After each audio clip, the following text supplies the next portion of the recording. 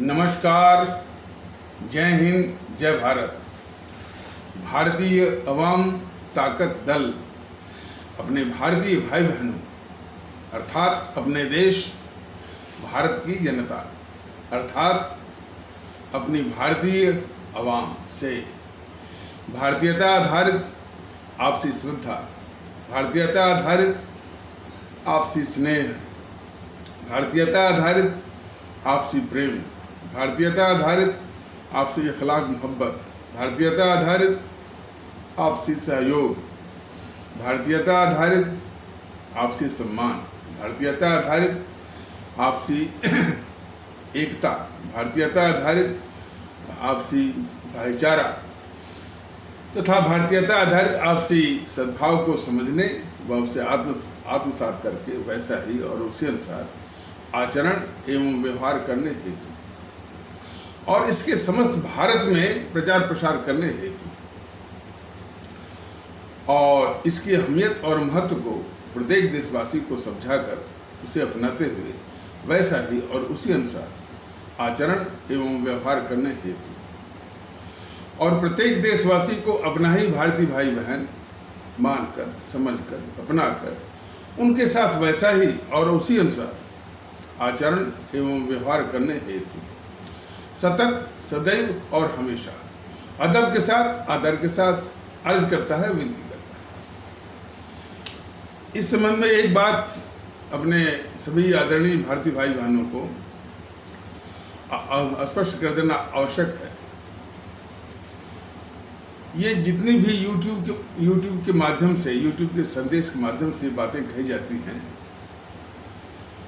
यह और नेताओं की भांति नहीं कि बस मुंह से बोल दिया और उसका कोई वो जज्बे से कोई मतलब नहीं है, उसको करना नहीं है और सिर्फ मुंह से बोल दिया और वो सिर्फ ढकोसलेबाजी और खोखलेबाजी है। उसी प्रकार भारतीय जनता ताकत दल जब इतना कुछ कहता है कि भारतीयता आधारित आपसी एकता, भारतीयता आधारित आपसी भाईचारा, भारतीयता आधारित आपसी सद्भाव, भारतीयता आधारित आपसी अखलाक मोहब्बत, भारतीयता आधारित आपसी श्रद्धा, भारतीयता आधारित आपसी प्रेम, भारतीयता आधारित आपसी स्नेह इत्यादि, तो उसमें इसका पूर्ण रूप से जज्बा भी है, एक भावना भी है और जब भी इसको मौका मिलेगा, वैसे तो अभी आवाम के बीच में ये सब प्रसारित कर रहा है कि अपने आवाम की भागीदारी ही इसको काफ़ी जो है पुख्ता कर सकती है, पुष्ट कर सकती है। और जिस वक्त आपके आशीर्वाद से सत्ता का उपकरण जो है, सत्ता का उपकरण आप लोग थमा देंगे, तो इसको 100% जो इतनी बातें कही गई है कि भारतीयता आधारित आपसी भाईचारा, भारतीयता आधारित आपसी एकता, भारतीयता आधारित आपसी सद्भाव, भारतीयता आधारित आपसी अखलाक मोहब्बत इत्यादि सभी उस माहौल को स्थापित करेगा। हाँ, इतना जरूर है कि इन जो भारत विरोधी जो ताकतें हैं, विखंडनकारी जो ताकतें हैं, जिन्होंने इस भारतीय समाज के माहौल को जहरीला बनाया हुआ है, उस जहर को निकालने और भारतीयता आधारित माहौल को बनाने में वक्त तो लगेगा। अब वो कितना वक्त लगेगा, वो इस बात पर निर्भर करेगा कि उसकी जड़ें कितनी गहरी हैं और किस किस जड़ से इसको उखाड़ना है और भारत देश जो शरीर है उसके किस किस अंग में जो है ये कैंसर की तरह फैला हुआ है, उस कैंसर के रोग को निकालना है, भारतीयता आधारित माहौल को बनाना है। तो इन सारी बातों पर वो निर्भर करेगा कि कहाँ से इस रोग का निदान करना है और भारतीयता आधारित आप जो है माहौल स्थापित वो करने में वो कितना समय लगेगा। फिर भी ज़्यादा समय नहीं लगेगा, अधिक से अधिक जो है मैं समझता हूँ कि 10-15 साल में ये हो सकता है, ये अभी का अंदाज है। और यदि हमारी आवाम, हमारे आदरणीय भारतीय भाई बहन, हमारे आदरणीय भारतीय आवाम यदि इसमें अभी से शरीक हो जाए तो ये काम आसान भी हो जाएगा और समय भी कम भी लग सकता है। लेकिन ये बहुत ज़रूरी है किसी भी जो भारत जैसे मुल्क को अस्थायित्व के लिए और उसकी मजबूती के लिए और उसकी सलामती के लिए। क्योंकि दूसरी ओर आप लोग देख रहे होंगे कि कोई भी दल जो है वो एकता की बात नहीं करता है, भारतीयता की बात नहीं करता है, भारतीयता आधारित एकता इत्यादि की बात नहीं करता है। अच्छा, और इतना ही नहीं, ये आप लोगों को सुनकर के वो आश्चर्य नहीं होना चाहिए कि अभी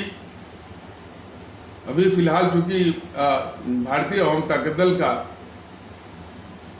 अभी विस्तार नहीं हुआ है और यद्यपि भारत के कोने कोने, चाहे केरल हो, चाहे सुदूर केरल हो, सुदूर तमिलनाडु हो, पंजाब हो, जम्मू कश्मीर हो, और जो है अरुणाचल प्रदेश हो, वहाँ से भी इस तरह की प्रतिध्वनि है, इस तरह की आवाज़ें हैं कि भारतीय एकता इस देश के लिए बहुत ज़रूरी है।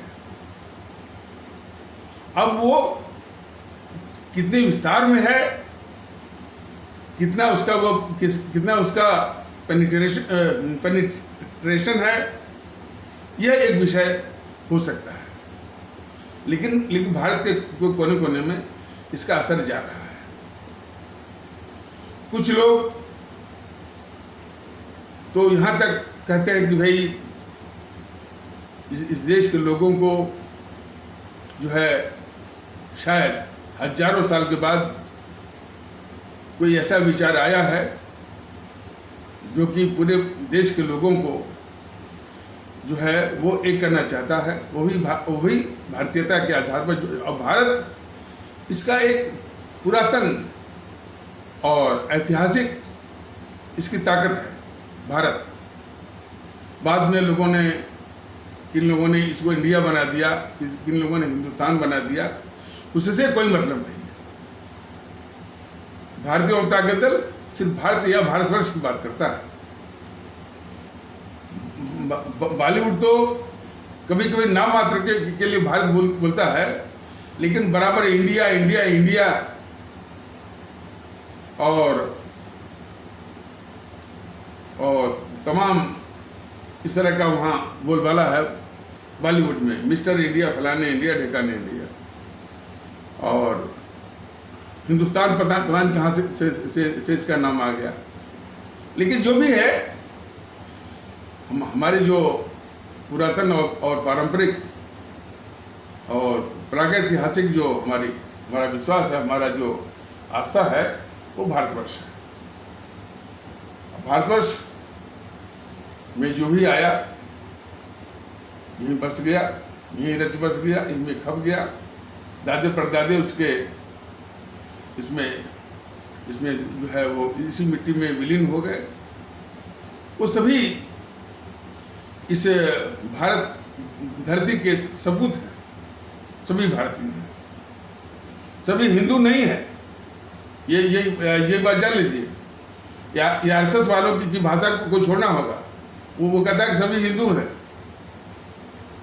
भारतीय जनता दल बताना चाहता है कि जो भी आए हैं यहाँ वो रच गए, बस गए, इसी मिट्टी में दफन हो गए, इसी मिट्टी में वो विलीन हो गए, उनके दादा पुरखे, और फिर उन्होंने पलट के नहीं देखा कि वो कहाँ से आए थे।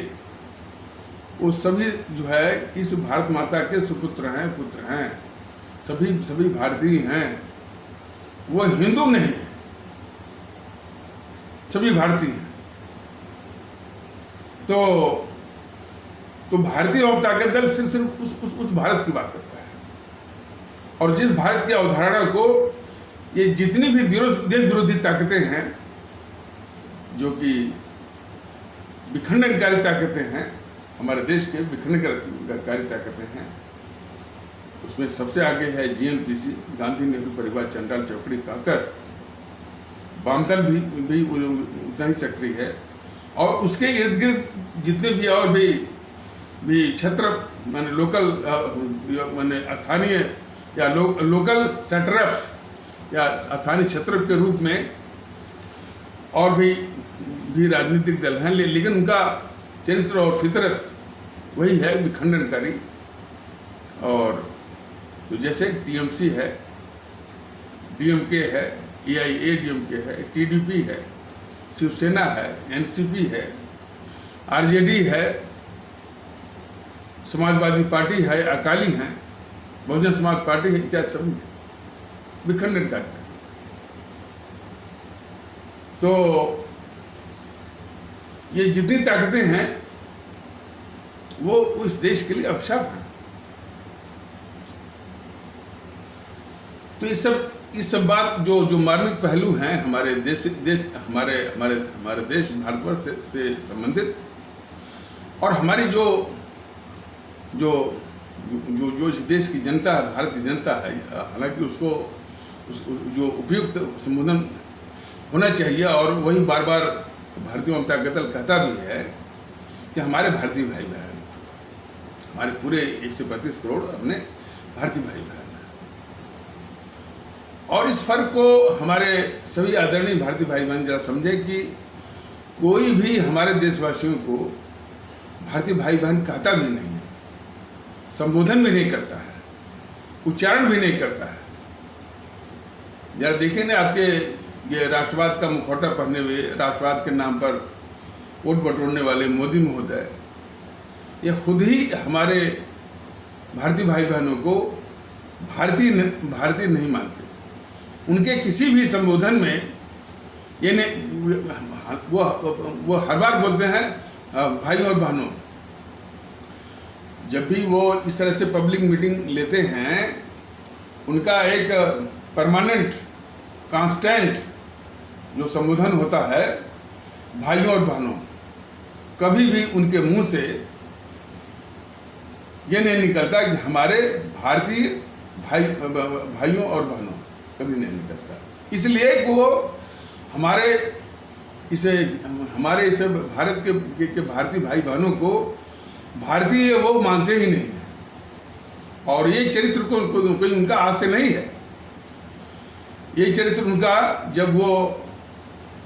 ये चरित्र उनका प्रकट कब हुआ? जब वो गुजरात के मुख्यमंत्री थे, तो वो बराबर कहते थे कि हमको 5 करोड़ गुजरातियों की चिंता है, 5 करोड़ गुजरातियों की चिंता है। उन्होंने कभी नहीं कहा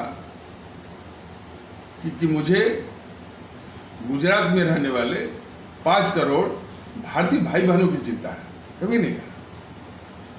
तो ये सबसे बड़ा एक वैचारिक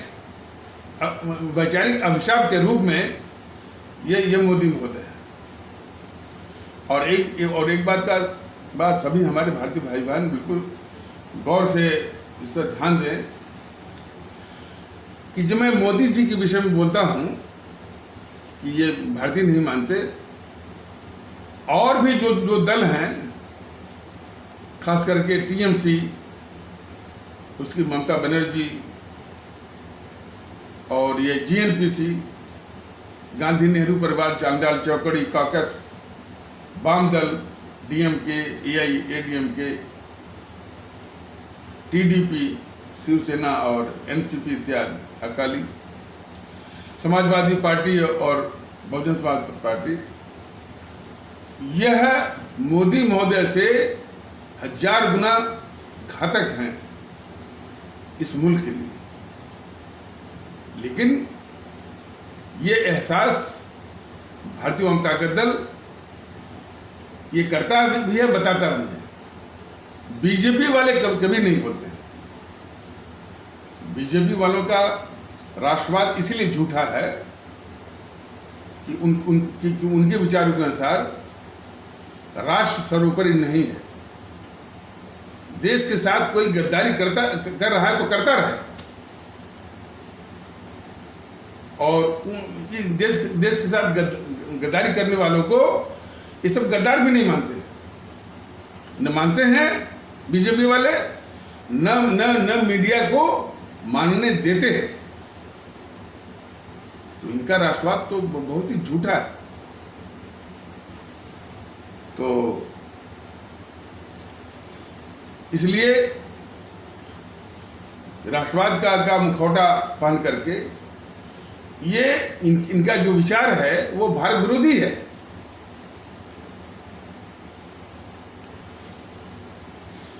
ये विषय जो है कि बीजेपी वाले जो है जितनी भारत विरोधी और राष्ट्र विरोधी, जिसको आप एंटी नेशनल या एंटी भारत भी कह सकते हैं, उनको ये भारत विरोधी नहीं मानते और न मानते हैं, न मनवाने देते हैं। ये बहुत बड़ा एक अभिशाप है अपने इस मुल्क भारतवर्ष के लिए। भारतीय जनता दल आज 3 साल से ये बता रहा है कि और जो ये कोशिश कर रहा है इस आधार पर कि हमारे शहीद आजम भगत सिंह ने पहले ही ये चिन्हित कर दिया है कि हमारे देश के क्या अभिशाप कौन है, और उन्होंने इन समूहों को काले अंग्रेज की संज्ञा दी थी। और उन्होंने यह भी कहा था कि ये काले अंग्रेज, हालांकि उन गोरे अंग्रेजों को जिन्होंने वो अपनी कुर्बानी और शहादत दे करके, अपनी जान दे करके फांसी के फंदे पर चढ़ करके उन गोरे अंग्रेजों को जो भगाया था, तो उन्हीं गोरे अंग्रेजों से शिक्षा दीक्षा ले करके ये हमारे देश से उपजे हुए ये काले अंग्रेज उन गोरे अंग्रेजों से कई गुना खतरनाक है। ये हमारे शहीद आजम भगत सिंह वो बता के गए हैं। तो इसलिए भारतीय जनता दल बराबर बता रहा है कि इस मुल्क के लिए बहुत खतरनाक ये ताकतें हैं। और सबका जो अग्रणी जो है, फॉरमोस्ट जो है, ये जीएनपीसी, गांधी नेहरू परिवार चांदा चौकड़ी काकस। हालांकि इसके विषय में भी बीजेपी ये भ्रम फैलाती है कि कांग्रेस तो मर गई, कांग्रेस का अस्तित्व नहीं है। कांग्रेस का बिल्कुल अस्तित्व है और बहुत खतरनाक अस्तित्व है। किसी भी रूप में वो विकराल एक और शैतान का रूप धारण कर सकता है।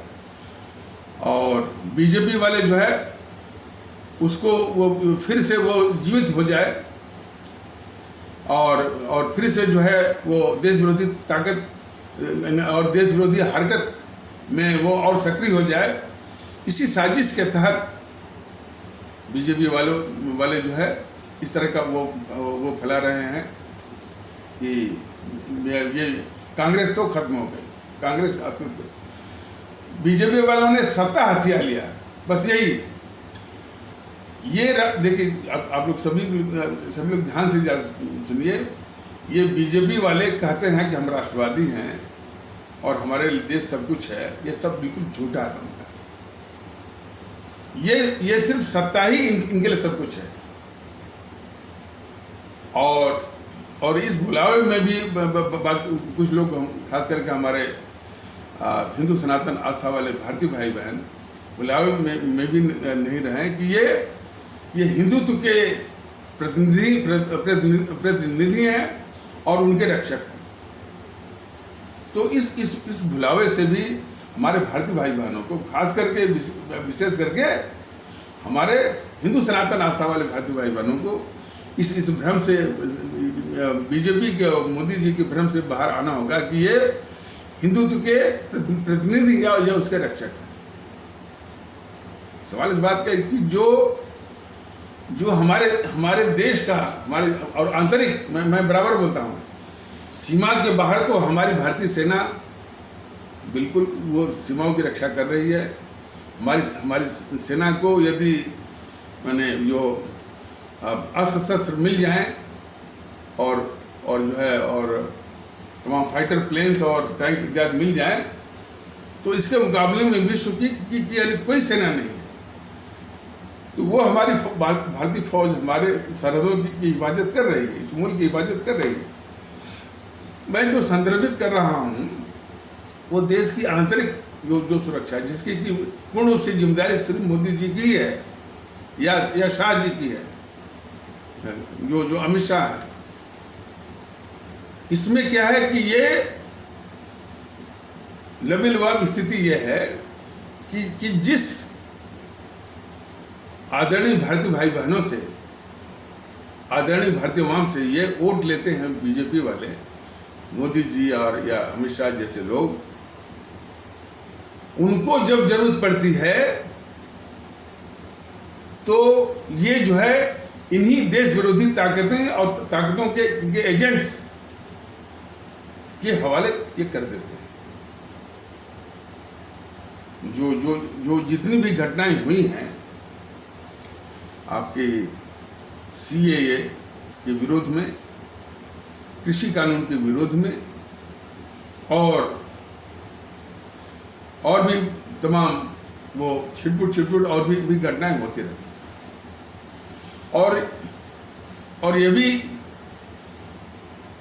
यह भी जानना जरूरी है कि जितना भी विरोध हो रहा है, CAA के नाम पर जो विरोध होता है, हालांकि CAA के नाम पर लोग कहते हैं कि अभी कोई कानून, कोई इसमें कानून तो बन गया, नियम नियमावली यानी रूल्स एंड रेगुलेशन बना ही नहीं। और साथ उसी के भाव में जो पाकिस्तान से करीब 6 से या 7 से जो है हिंदू सनातन आस्था वाले भारतीय भाई बहन आए थे, वो वापस चले गए पाकिस्तान। वो CAA का नाम, वो सब पहले आए थे, उनको बड़ी आशा भी बधी थी कि भाई उनको यहाँ उस देश की नागरिकता मिल जाएगी, लेकिन कानून बना करके बिल्कुल CAA का कानून बनाया, उसका तमगा लूटा, वोट लूटा, सत्ता हथियाई बस। लेकिन उसके आगे करना क्या है उस पर कि उसके रूल्स और रेगुलेशन बनाने हैं, नियम नियमावली बना करके उसको लागू करना है, बिल्कुल नहीं। तो इस तरह के ये धोखेबाज हैं, जनता के साथ धोखा करना। तो ये है।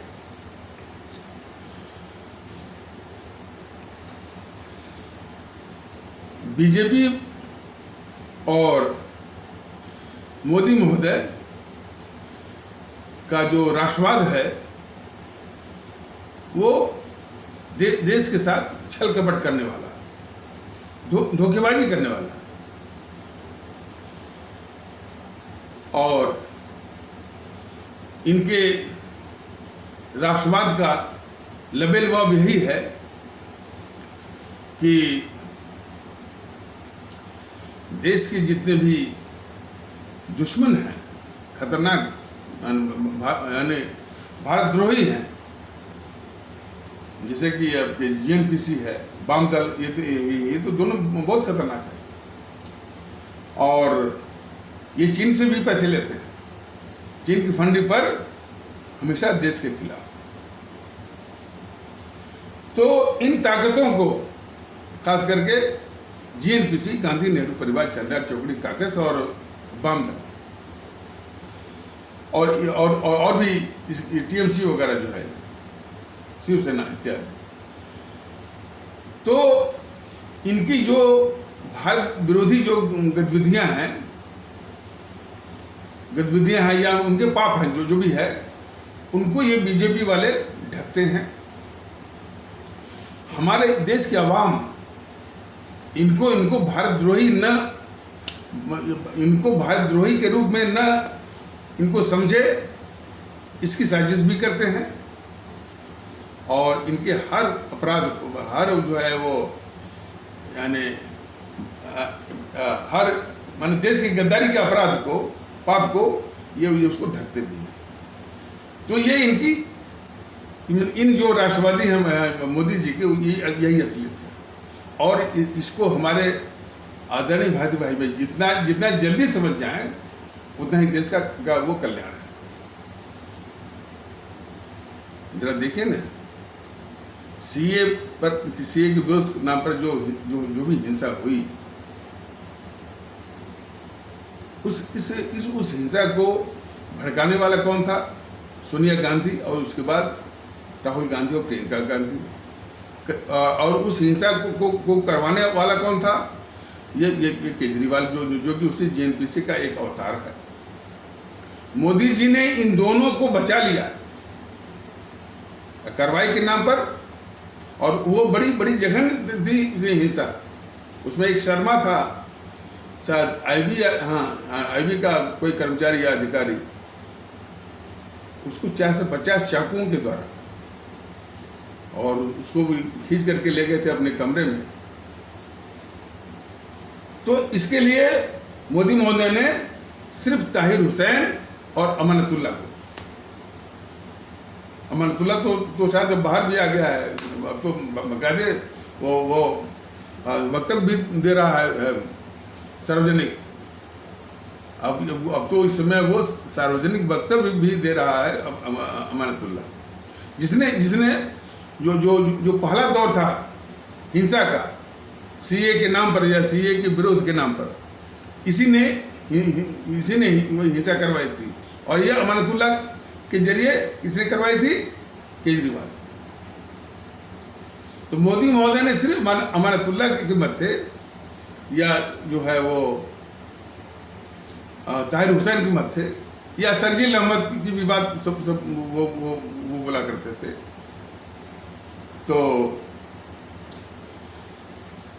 बस इसी के मत्थे मढ़ करके मीडिया वालों को थमा दिया, और कुछ जो है दिखावटी यानी कानूनी कार्रवाई कर दिया।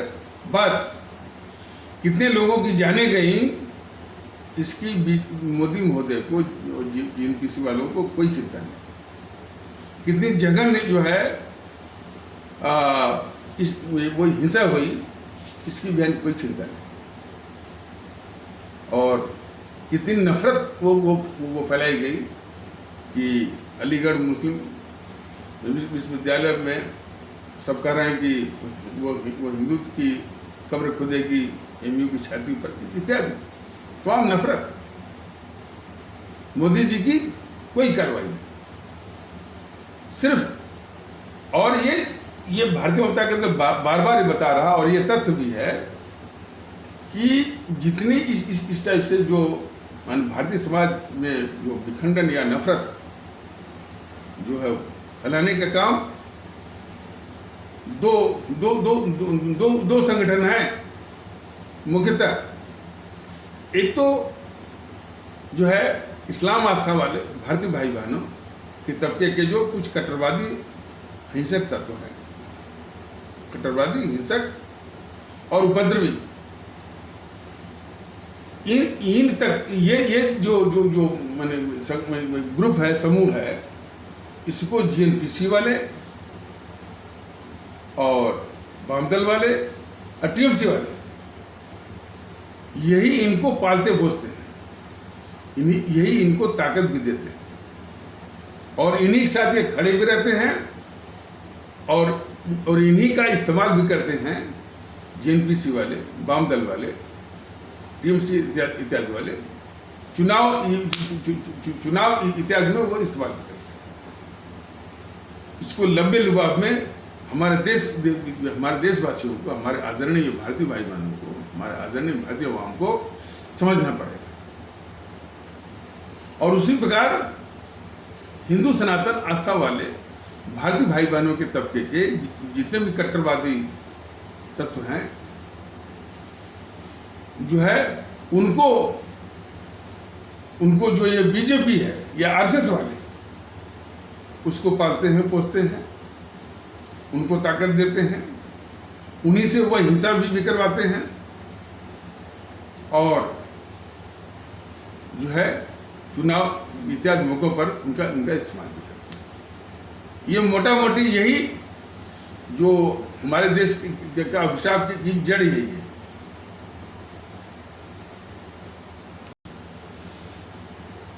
तो बताया जा रहा था कि जब भी ये मोदी महोदय इस आवाम से वोट लेते हैं, लेकिन जब आवाम को जरूरत पड़ती है तो ये मोदी महोदय इन्हीं देश विरोधी ताकतों या उनके जो हिंसक एजेंट हैं उन्हीं के हवाले कर देते हैं।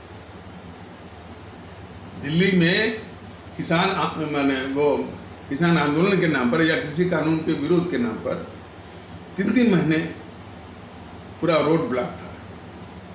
हमारे दिल्ली के लोग कितने परेशान थे, न वो आ सकते थे, न वो जा सकते थे।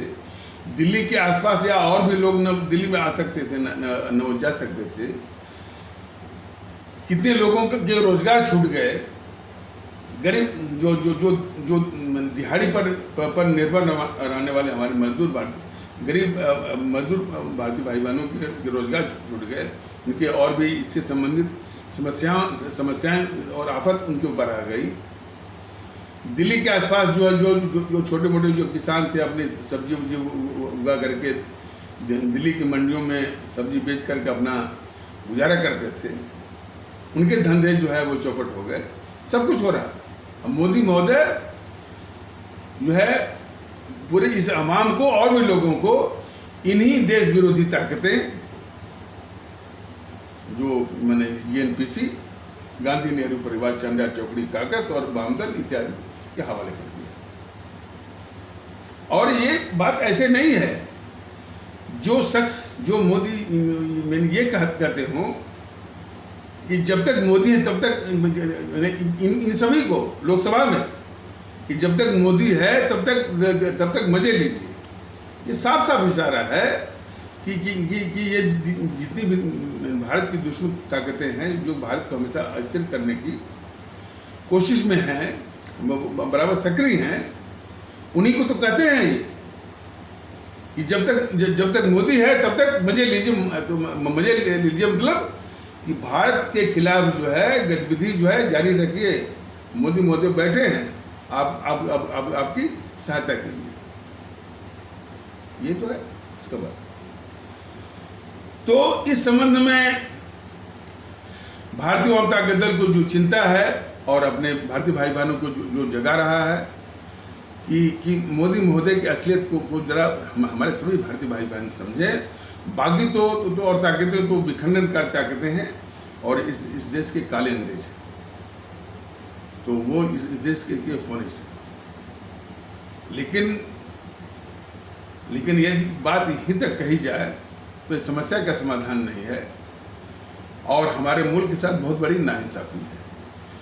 इन भारत विरोधी ताकतों को हम भारतीय भाई बहन मानसिक गुलाम बन करके या मानसिक गुलामी का शिकार करके इन्हीं को वोट करते हैं। असली अभिशाप यहाँ पर है। यदि इलाज करना है तो यहाँ से करना होगा। हम क्यों इतने मानसिक गुलाम बन करके इन भारत के दुश्मन ताकतों को भारत और हमको करने में जरा गुरेज नहीं। ये इनकी पहचान इन्हीं अल्फाजों में हमारे शहीद आजम भगत सिंह कर चुके हैं। और मैंने समझता कि इस देश में कोई ऐसी ताकत है जो कि भगत सिंह के इस तजवीज़ को इस तजवीज़ को और इस यानी कंक्लूजन को वो कर सकता है। एक तो तजवीज़ रहे और जो इनकी जिस तरह की गतिविधि है देखिए ना। अब जैसे केजरीवाल के विषय में पिछले एपिसोड में कुछ कितना देश के लिए अभिशाप है बताया गया था। बीजेपी वालों के शासनकाल में जरा देखिए वो जो है यानी भारत का दुश्मन इस देश का गद्दार केजरीवाल जाके कह रहा है गुजरात में कि आम आदमी पार्टी देशभक्तों की पार्टी है। बीजेपी वाले जरा भी इसका प्रतिकार नहीं करते हैं। मीडिया में इसकी चर्चा तक नहीं होती कि भाई जो आदमी वो इतना गद्दार है वो कह रहा है कि आम आदमी पार्टी देशभक्तों की पार्टी है। क्यों? कि बीजेपी वालों ने और उसके पहले जेएनपीसी और उन लोगों ने हमारे देश के प्रति अवधारणा क्या होनी चाहिए, जज्बा क्या होना चाहिए, इन सबों ने नष्ट कर दिया है। माने आमतौर पर अमूमन तो देश के खिलाफ कोई इन्हीं बातों को भारतीय जनता दल जगा रहा है, तो जब जगा रहा है तो और बता भी रहा है कि भाई ये केजरीवाल जो है, इनकी भारत विरोधी क्या क्या इनकी हरकतें रहेंगी, वहाँ भारत के टुकड़े होंगे, भारत बर्बादी तक जंग जारी रहेगी, उस घोर गद्दार कन्हैया कुमार का समर्थन करना, फिर अपने योगेंद्र यादव और प्रशांत भूषण के द्वारा जो है जम्मू कश्मीर पर भारत विरोधी जो है वक्तव्य वो दिलवाना, खालिस्तानियों से इनके संबंध और खालिस्तानी आतंकवादियों से का समर्थक होना, और इस तरह का वक्तव्य देना कि पंजाब को भारत से अलग करके हम उसका प्रधानमंत्री बन जाएंगे, इस तरह का वक्तव्य देना। यानी इतना घातक जब ये बोलता है जाके गुजरात में कि आम आदमी पार्टी देशभक्तों की पार्टी है, ये बीजेपी के राष्ट्रवादी लोग को ये दिखता नहीं है। बाकी तो जितने भी देशभक्त हैं जो जिनको भी इस मुल्क की चिंता है, उसके इस वक्तव्य पर जो है उनका खून खौलता होगा अवश्य। भारतीय आवाम ताकत दल का भी बहुत क्रोध आ रहा, लेकिन ये बीजेपी जो राष्ट्रवादी हैं, अपने को राष्ट्रवादी कहते हैं, वो इतना घातक केजरीवाल जब कहता है कि आम आदमी पार्टी देशभक्तों की पार्टी है, एक शब्द नहीं, न एक कोई टिप्पणी, न कोई बात मीडिया में भी नहीं। यही तो राष्ट्रद्रोह है बीजेपी का, यही। जब से ये भारतीयता आधारित भाईचारा जो कि इस मुल्क के लिए बहुत जरूरी है, इसने भारतीय जनता दल ने अभी फिलहाल यूट्यूब के माध्यम से चलाया हुआ है। ये बीजेपी के जो नेता हैं और जेएनपीसी के नेता, दोनों मिल, बीजेपी जेएनपीसी वामदल इत्यादि मिलकर के ये उसमें की साजिश है कि देश में ऐसा माहौल बनाया जाए कि एक और जहां भारतीय जनता दल लोगों में एकता के लिए जो प्रयास कर रहा है, वह प्रयास जो है बिल्कुल निष्फल हो जाए, नाकामयाब हो जाए, खंड हो जाए। तो इस तरह की साजिश किया जाए, देश में नफरत फैलाया जाए, तो किसी न किसी बहाने नफरत जो है, जो आप क्या समझते हैं कि जब ये एक ही साथ नवरात्र शुरू हुआ और एक ही साथ जो है वो रमजान का शुरू हुआ, तो वो बड़ा अच्छा मौका था। भारतीय जनता दल ने बहुत दिल खोल के अपने देशवासियों को उनको बधाई भी दिया था। जाहिर तौर पर कि ऐसे मौके आए जिसमें कि भाईचारा बढ़े, भारतीय जनता दल बराबर ऐसे मौक़ों का इस्तेमाल करता है लोगों में भाईचारा बढ़ाने के लिए। लेकिन क्या हुआ, वो भावना जो है को तार कर दिया गया। वो जो है इसके बाद जो है वो कहाँ से जुलूस निकल रहा है, और जुलूस निकलते ही जो है वो पत्थरबाजी। और फिर जब ईद का मौका आया तो सिर्फ उत्तर प्रदेश को छोड़ करके बाकी जगह जो अशांति, नफरत। तो ये है जो हमारे आदरणीय भारतीय भाई बहनों को समझना पड़ेगा कि जहां एक और भारतीय जनता दल लोगों में भारतीयता आधारित एकता और भावनात्मक एकता, और एकता ही नहीं भाईचारा भी, और सद्भाव भी, अखलाक मोहब्बत भी, सभी कुछ भारतीयता लाने की मुहिम चला रहा है। अभी फिलहाल यूट्यूब के पैगाम के माध्यम से इसको निष्फल करने के लिए ये सब मिलकर के बीजेपी, जीएनपीसी, वामदल और भी आसपास वो इसको निष्फल करने के लिए नफरत, तो नफरत आपने देख लिया। पत्थरबाजी जो है वो नफरत फैलाने का ही एक जरिया रहा। कोई पूछ सकते हैं कि कैसे? मैंने जैसा कि अभी बताया है कि जो पत्थरबाजी फेंकने वाले थे, खास करके हमारे इस्लाम आस्था वाले भारतीय भाई बहनों के तबके से, वो उनका हमारे इस्लाम आस्था वाले भारतीय भाई बहनों जो आम जो उनका तबका है, उससे उसका कोई सरोकार नहीं। वो इन्हीं जीएनपीसी, गांधी नेहरू परिवार, चांडाल चौकड़ी, कांग्रेस, वामदल और टीएमसी जैसे लोगों के द्वारा पाले पोसे जाते हैं। उनको ताकत मिलती है और वो उन्हीं पर थ्राइव करते हैं, पैम्पर होते हैं और वही इस्तेमाल करते हैं ऐसे मौकों पर। तो जड़ कहाँ पर है? जीएनपीसी। जड़ कहाँ पर है? वामदल। जड़ कहाँ पर? टीएमसी जैसे लोग। तो जो पत्थरबाजी की घटना के लिए भारतीय जनता दल बराबर कह रहा है कि जो उपद्रवी हैं उन पर तो कार्रवाई होनी चाहिए, कोई बात नहीं है। उन पर बुलडोजर चले क्या चले, जो भी आपको पता है, लेकिन ज़्यादा कार्रवाई की जरूरत है जीएनपीसी की ओर, जीएनपीसी पर, वाम दलों पर, टीएमसी पर। यही गद्दारी है मोदी जी की, बीजेपी वालों की, कि जो मौके पर मिलता है वो कार्रवाई करते हैं, लेकिन उसको ताकत कौन देता है और कौन उसको पालता है, कौन उसका इस्तेमाल करता है, या उसका जो आका है, या उसकी जो बड़ी मछली है या मगरमच्छ है, उसको बीजेपी वाले बचाते हैं। ये सरासर बीजेपी वालों की, मोदी जी की गद्दारी है देश के खिलाफ।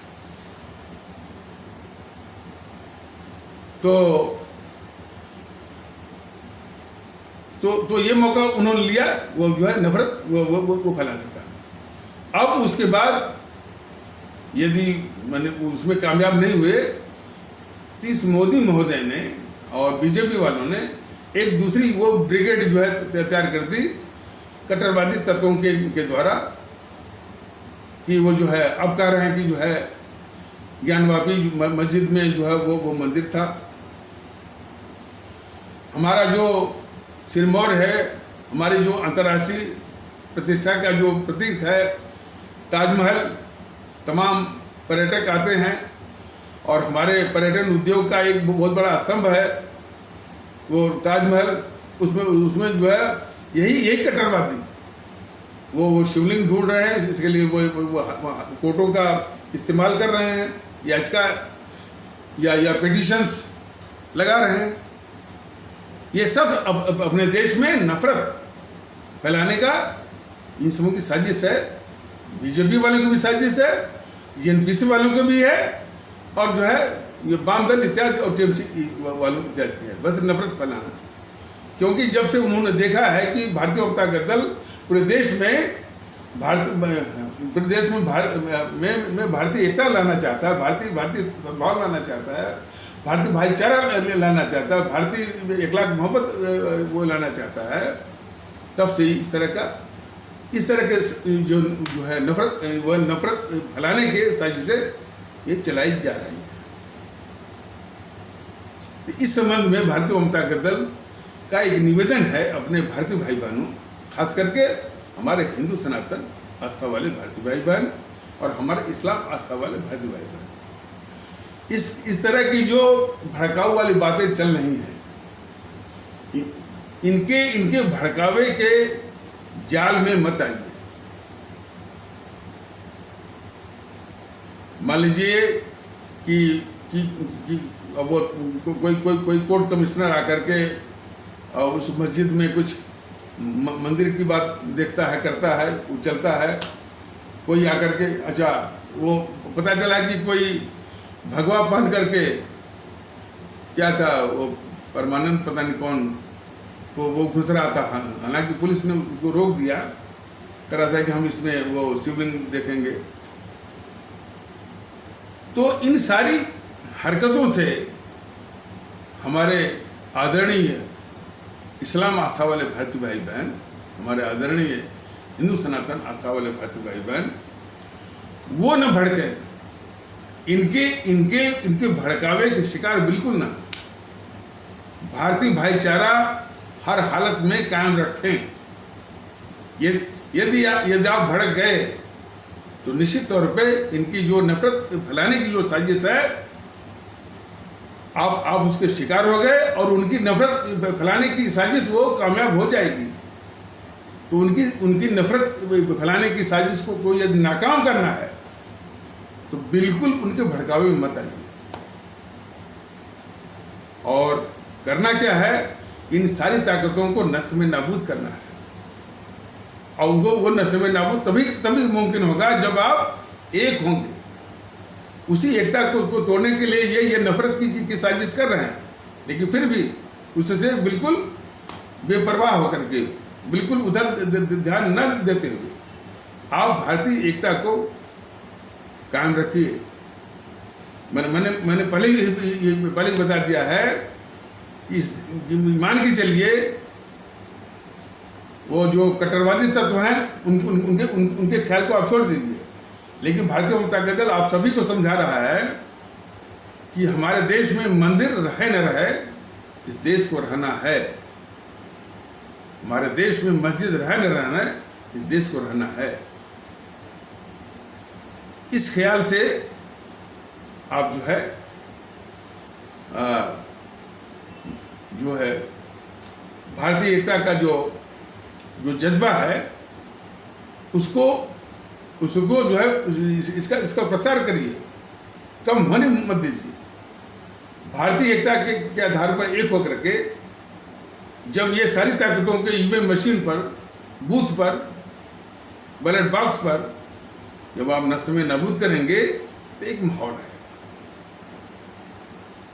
और यदि भारतीय जनता दल को आशीर्वाद देते हैं, सत्ता का उपकरण हाथ में आता है, तो सबसे पहले भारतीय जनता दल भारतीयता आधारित भाईचारा, एकता, सद्भाव, इखलाक, मोहब्बत, आपसी श्रद्धा, आपसी प्रेम और स्नेह इत्यादि सभी कुछ स्थापित करेगा। आपसी विश्वास काम करेगा, आपसी भरोसा काम करेगा।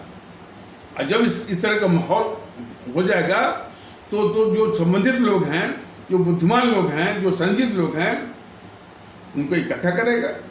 और कहाँ क्या होना चाहिए, वो मंदिर है तो मंदिर है, मस्जिद है, उसका क्या करना है, वही जो संजीत लोग हैं, बुद्धिमान लोग हैं, जो है वो अपना माने उस माहौल में कौन मालूम है जिसमें आपसी सद्भाव हो, आपसी भाईचारा हो, आपसी विश्वास हो, आपसी भरोसा हो।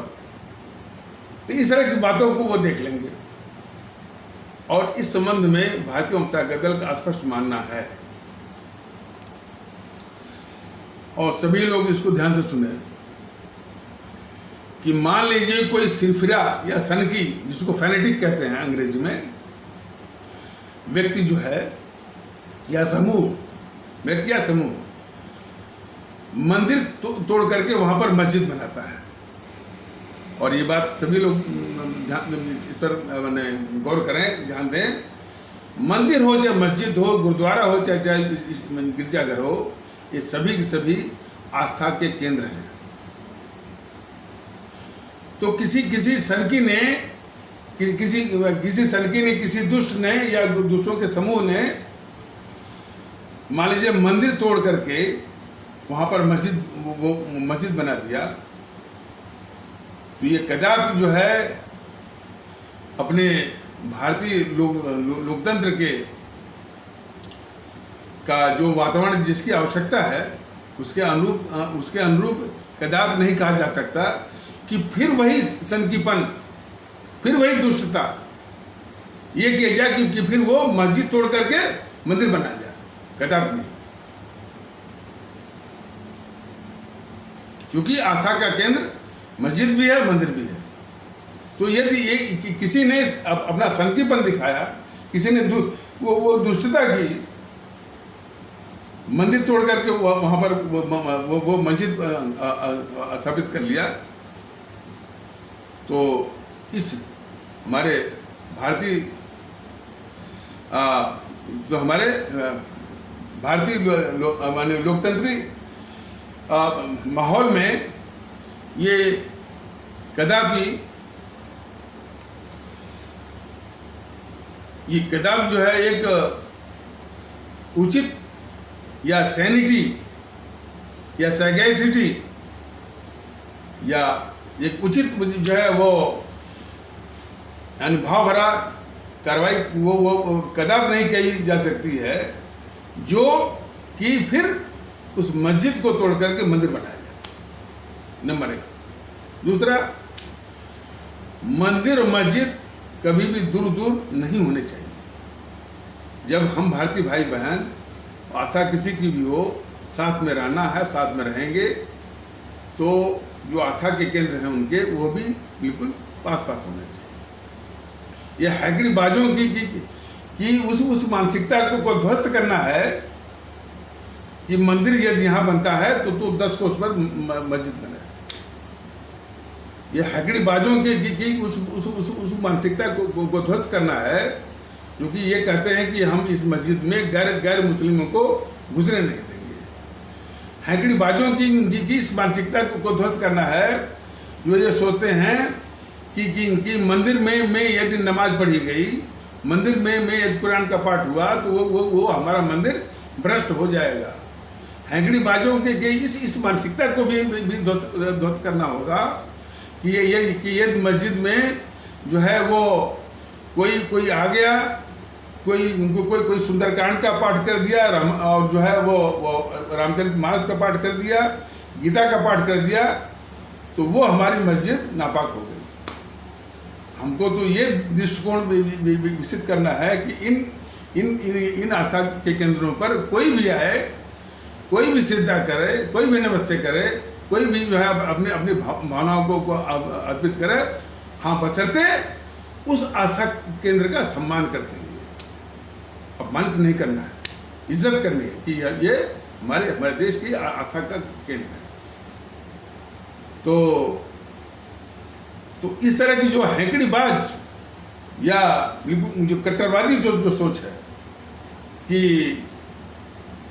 मस्जिद में कोई आ गया, मस्जिद में कोई जो है गीता का, रामायण का, रामचरितमानस का, सुंदरकांड का या शब्द कीर्तन का वो कह दिया, तो मस्जिद जो है नापाक हो जाएगी। बिल्कुल नहीं, उसकी महानता बढ़ जाएगी। उसी प्रकार अन्य जो है वो आस्था के केंद्र, चाहे मस्जिद हो, चाहे मंदिर हो, चाहे गुरुद्वारा हो, चाहे गिरजाघर हो, वहाँ भी हर एक आस्था के लोग जा सकते हैं, अपना वो कर सकते हैं। इस तरह की भावना को विकसित करना होगा, और ऐसी मानसिकता को जो शुरू किए हैं कि ताजमहल बताइए, ताजमहल से हमारे एक अंतर्राष्ट्रीय छवि बनती है, उसकी प्रतिष्ठा बनती है। अब क्या इन सन के लोगों से क्या वो जो है ताजमहल तोड़ करके वो मंदिर वो बना जाए? देखिए, इन सबों की सोच जो है, और इसमें भी सबसे बड़ी बात जो बताई गया और ये बार बार बताई जाएगी, ये समझने की जरूरत है कि जीएनपीसी जब से सत्ता से बाहर हुई है, और ये वामदल भी जो लगभग मैंने इसे देखिए, जीएनपीसी और वामदल में कोई फर्क नहीं है। वो थोड़ा जरूर पश्चिम बंगाल में आपस में वो लड़ लेंगे, केरल में आपस में लड़ लेंगे, लेकिन दोनों का चरित्र लगभग आसी-पास में है। इस देश को खंडित देखना चाहते हैं दोनों के दोनों। जीएनपीसी गांधी नेहरू परिवार चांदा चौकड़ी वाले भी, गांधी नेहरू परिवार चांदा चौकड़ी काकस वाले भी, और वामदल वाले। तो जब से वो सत्ता से बेदखल हुई है जीएनपीसी, सत्ता में वापसी के लिए हर वक्त इस देश में कोई न कोई अशांति इस मोदी सरकार को बदनाम करके सत्ता में वापसी के लिए वो बेताब है। पता नहीं मोदी जी जानते हैं कि नहीं जानते, हम नहीं कह सकते। मोदी जी तो इस जेएनपीसी की रक्षा कर रहे हैं। मोदी जी की यही गद्दारी है कि इतनी खतरनाक गद्दार जो है जेएनपीसी, इतनी खतरनाक भारतद्रोही जेएनपीसी की रक्षा करते हैं और जो है उसके हर पाप को वो ढकते हैं।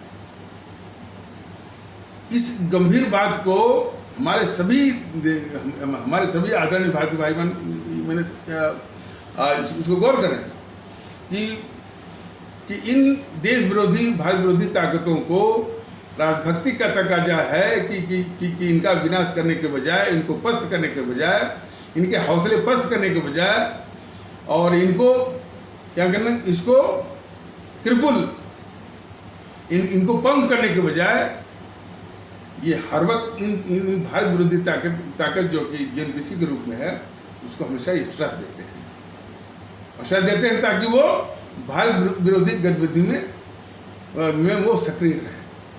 यही गद्दारी बीजेपी वालों की है और ये कम खतरनाक नहीं है, बहुत ज़्यादा वो खतरनाक है। तो यह जो है जेएनपीसी जो है सत्ता में वापसी के लिए तमाम इस देश में कोई भी मौका नहीं छोड़ती है।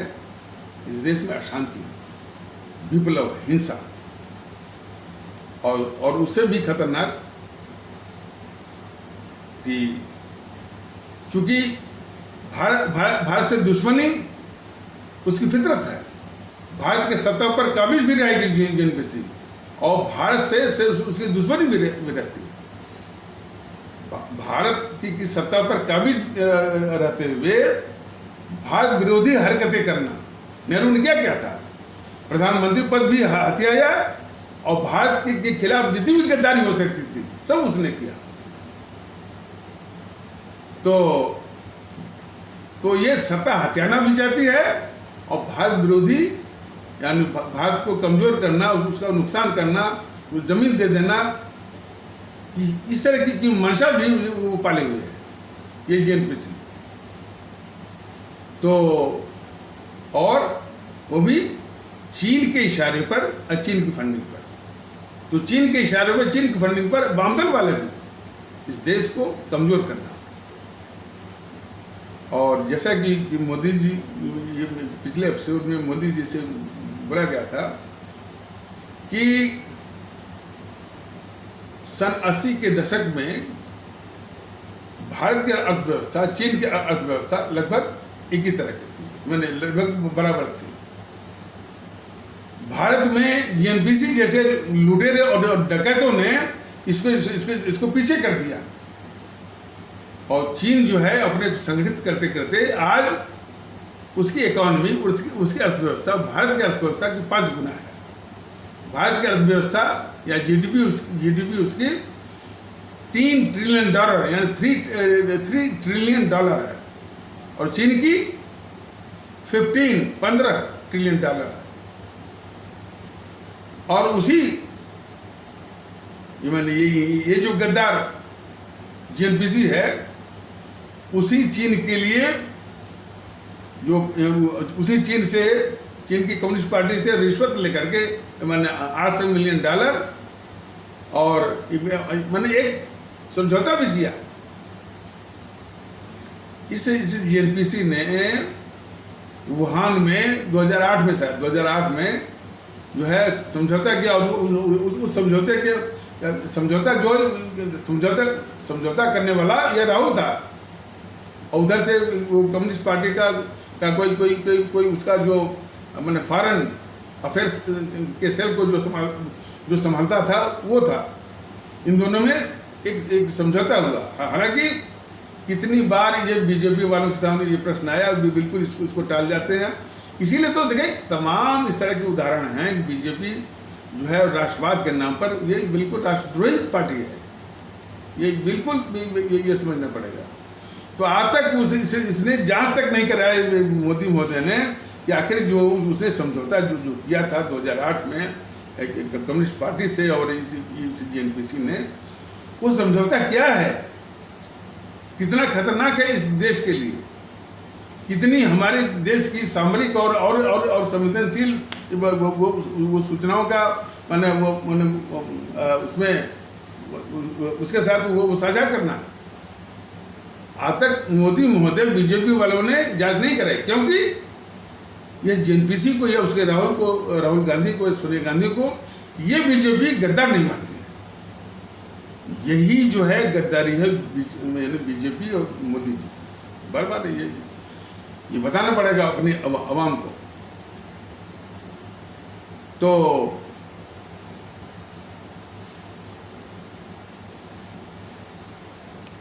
हालांकि वो जो समझौता हुआ था इसमें जेएनपीसी के बीच में और चीन की कम्युनिस्ट पार्टी के बीच में, और इस समझौते को माननीय सर्वोच्च न्यायालय ने कहा था कि भाई ऐसा समझौता तो तुमने देखा ही नहीं। दो देशों में उनकी सरकारों के बीच में समझौते होते हैं, राजनीतिक पार्टियों के बीच में नहीं होते हैं। यानी दो देशों के बीच में सरकारों के बीच में होते हैं, राजनीतिक पार्टियों में नहीं होते। और इसी बात को सर्वोच्च न्यायालय ने भी कहा कि हमको बड़ा आश्चर्य लगता है कि दो राजनीतिक पार्टियों में अब अच्छा सभी संस्थाएं बिल्कुल पाखंडी हैं। यदि सर्वोच्च न्यायालय ने आदेश ही दे दिया होता है इस सरकार को कि भाई इसकी जांच तो कराओ कि इस समझौते में क्या है। माने इसीलिए कहा जाता है कि देशभक्ति जो है कहीं नहीं है, चाहे न्यायालय हो, चाहे सर्वोच्च न्यायालय हो, चाहे हाई कोर्ट, कहीं नहीं सब। तो उसने इतनी टिप्पणी तो की, लेकिन उसने आदेश नहीं दिया, और मोदी जी ने भी जांच भी नहीं कराई कि ये गद्दार जेएनपीसी जो चीन की कम्युनिस्ट पार्टी से समझौता कर रही है, उस समझौते में क्या है, कितनी हमारी देश की सामरिक महत्व की सूचनाएं, हमारी और देश के प्रति जो है संवेदनशील सूचनाओं का वो साझा करने का गद्दारी है उसमें। आज तक मोदी महोदय बीजेपी वालों ने उसकी जांच तक नहीं कराई, और उसके बदले $800 मिलियन $800 मिलियन का रिश्वत लिया उस चीन से ये जेएनपीसी वालों ने, और वो भी राजीव गांधी फाउंडेशन जो एक ट्रस्ट है उसके जरिए लिया।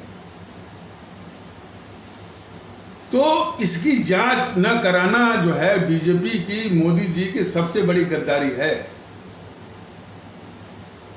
देखिए ना, डोकलाम के मुद्दे पर, डोकलाम आज से लगभग 50 साल पहले, डोकलाम को लेकर, डोकलाम एक क्षेत्र है भारत, भूटान और चीन के बीच में। हालांकि मूल रूप से वो भूटान नहीं है। तो हमारे देश की और चीन की सेनाएं जो है करीब 70-72 दिन आमने सामने थी, और तनातनी इस स्थिति में थी कि युद्ध कभी भी हो सकता है। ये स्थिति थी दोनों देशों के और दोनों देशों की सेनाओं के बीच में, ठीक है। उसी बीच में ये गद्दार राहुल गांधी हमारे दुश्मन चीन के राजदूत से रात के अंधेरे में चोरी छिपे जाके मिलता है। यह देश को जानना चाहिए। पहले तो वो झूठ बोलता रहा है, ये गद्दार राहुल गांधी, कि हम नहीं मिले हैं, हम नहीं मिले हैं, लेकिन जब काफ़ी उसको घेरा गया, मीडिया वालों ने भी घेरा, तब जाके कबूला कि वो मिला है। ये मोदी सरकार और मोदी महोदय बीजेपी वाले आज तक उसकी जांच तक नहीं कराए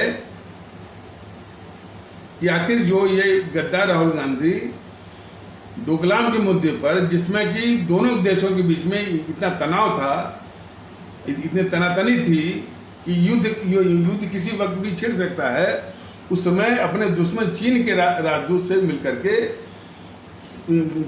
उसने क्या बातें की, कौन सी संवेदनशील सूचनाएं हमारे देश की, कौन सी सामरिक महत्व की सूचनाएं इसने साझा किया, और क्या गद्दारी किया। आज तक ये बीजेपी वाले और मोदी महोदय ने उसकी जांच नहीं कराई। इसीलिए तमाम इस तरह के उदाहरण हैं, मिसालें हैं, वाक़यात हैं जो कि बयान करते हैं कि ये बीजेपी और जो है और ये मोदी महोदय राष्ट्रवाद का मुखौटा बांध करके अपने देश के साथ, अपने देशवासियों के साथ, हमारे आदरणीय भारतीय आवाम के साथ छल करते हैं, राष्ट्रवाद का मुखौटा बांध कर। तो आज तक ये जांच नहीं कराया। और इस तरह की और भी गतिविधियाँ, इस तरह की और भी गतिविधियाँ हैं उस गद्दार राहुल गांधी की। तो बीजेपी वाले वो अब तक उस गद्दार राहुल गांधी को गद्दार नहीं करते। बताया गया है कि कैसे इसको बचाते हैं। बस कोई उनका प्रवक्ता आ जाएगा, बोलेगा कि हाँ भाई वो 52 वर्ष का बच्चा है वो राहुल गांधी के लिए। अरे वो उसको तमीज़ नहीं है, उसको शऊर नहीं है, उसकी वो विरोध करने की उसकी आदत है। या अधिक से अधिक वो पप्पू है भाई, उसको समझ की बात नहीं। बताइए, जो देश के लिए गद्दारी कर रहा हो, देश के लिए इतना खतरनाक है, उसको बीजेपी वाले जो है पप्पू कहलवाते हैं। पप्पू कहलवा करके उसी गद्दारी के पापों को ढकते हैं।